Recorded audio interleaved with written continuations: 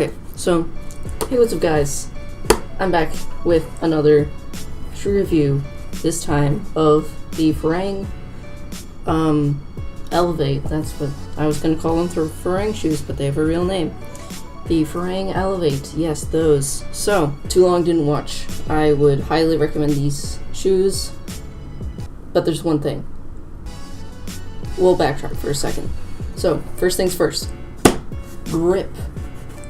It's pretty good, and there's a bunch of like perforations on like a little extra layer of rubber. I don't know how to describe it really, but it's pretty good. Even when the texture rubs off, you don't slip that much more, and I assume most of the life with your shoe is going to be without that texture, so that's really good. That's the one thing I was worried about. It's good. They've got pieces of rubber in the high wear areas. They stick really well to walls, at least the ones that I have, which are sometimes slick, sometimes not.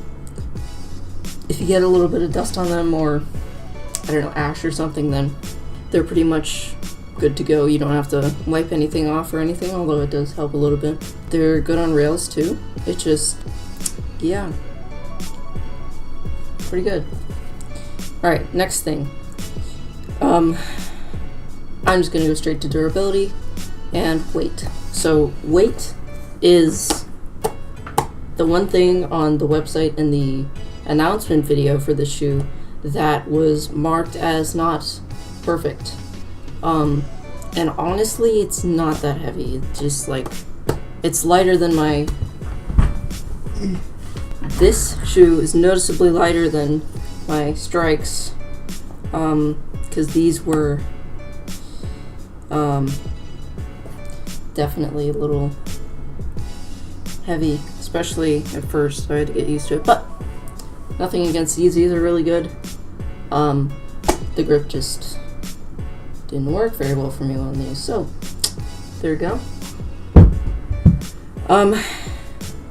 So weight's good. I'm actually going to talk about the laces real quick. So, good thing about these is that you can lace through the tag if you're worried about the tongue shifting one side or the other, but I haven't had any troubles with that because there's also a little thing right there where you can lace through that, so I did. Or I think it already came laced like that, so that's good. In these laces, I think these are the same laces they use on the Fayus, and that's a good thing. Even though the Fayus are really cheap and lasted me like a month, which is nothing for me, the laces on those shoes stayed really tight for like ever. So that's a really good thing. I don't think I've ever had to retie these just because they've unlaced themselves. I've only just relaced them getting them on and stuff. Okay, toe box and like overall width is not that bad, especially because all the materials are plenty flexible, but also it's stable. Like this heel doesn't move like at all, and when you put your foot in this heel area, it just kind of like locks your heel in. It's really nice and stable, so you're not gonna be having much heel slip, if any. So the toe box is plenty wide, even for me. I have a pretty wide foot, and this is slightly too big for me because, well, I'll get into that later. Yep, toe box is good, and they've got a nice design here where there's a little bit of a thicker suede here that comes over the toe so that you won't get any holes up here, so that's good. And also this is all suede, like slightly perforated, so that's a plus.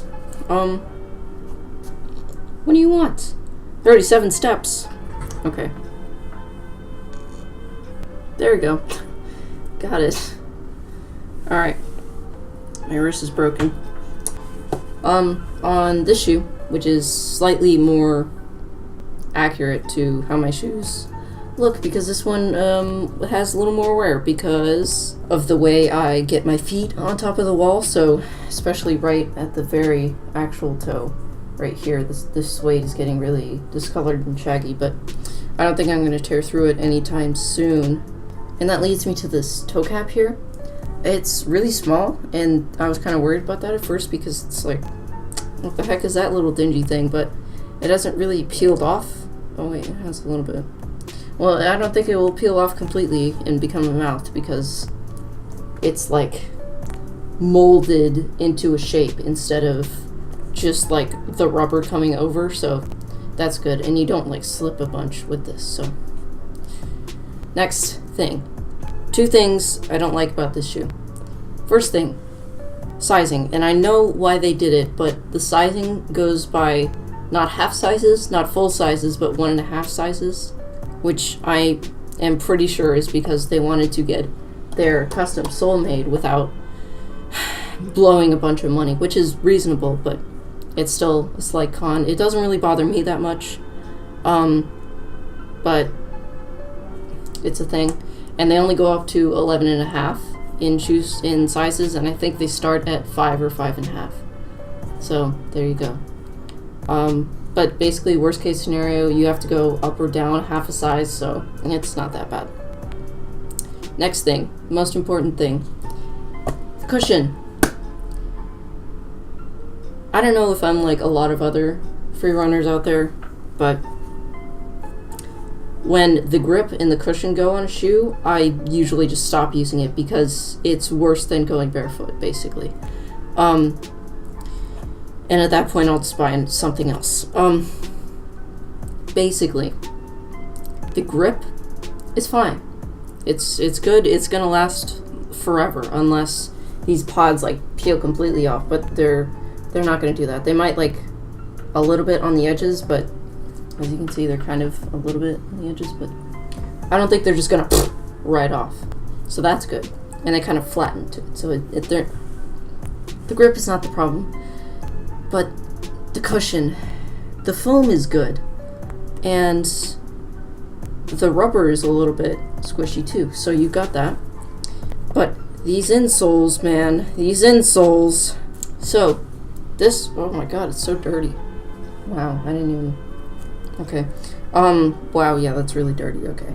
So, basically, I don't do a ton of, like, big drops on the concrete or just, like, big drops in general.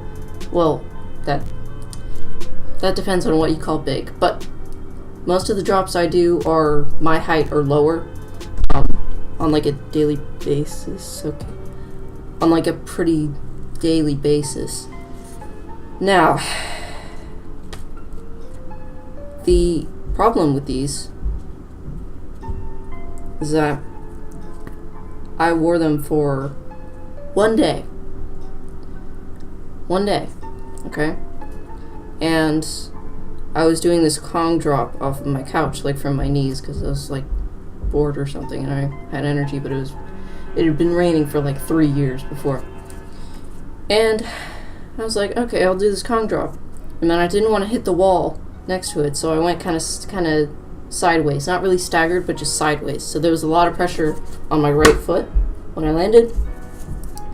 And basically these insoles, I assume, are supposed to kind of mold to the shape of your foot. But when I did that drop, I was like, oof, oof, whoa, whoa, whoa. Because I just landed, and I felt this weird sensation in my toes.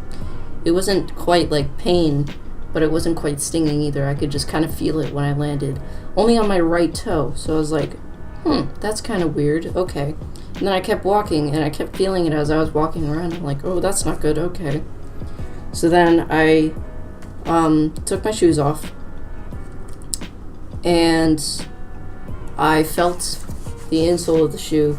And this one is really dirty right now, and it's all wet because I was just outside. So I did that, and then I took them off, and no, it's just like, okay, I'll let them breathe.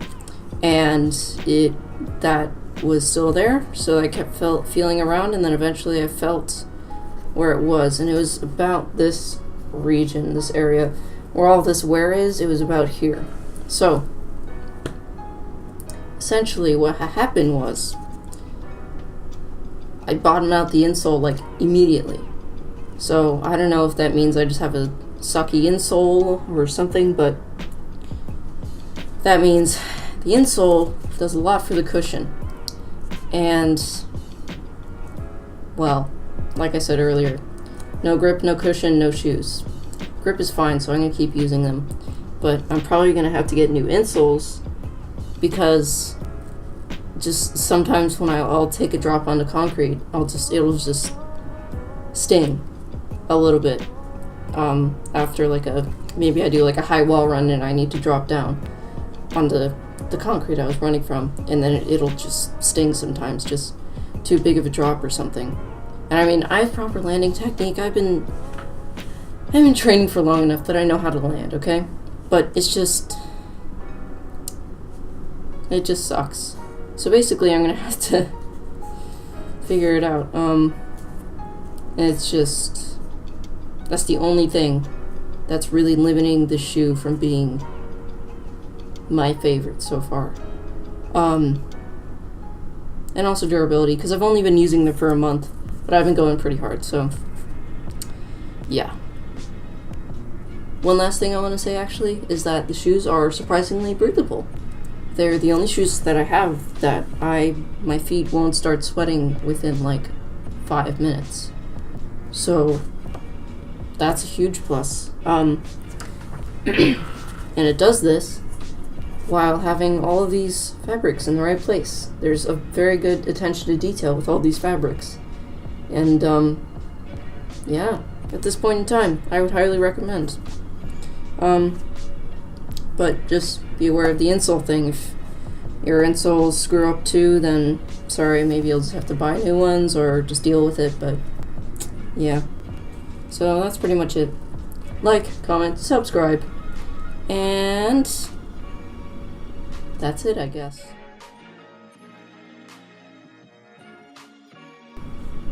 I'll probably be making more parkour shoe review videos, because I've gone through a lot of them. Yeah. So stay tuned for that if you want. And if you're here for non-parkour shoe videos, I'll probably make some of those too. Yeah.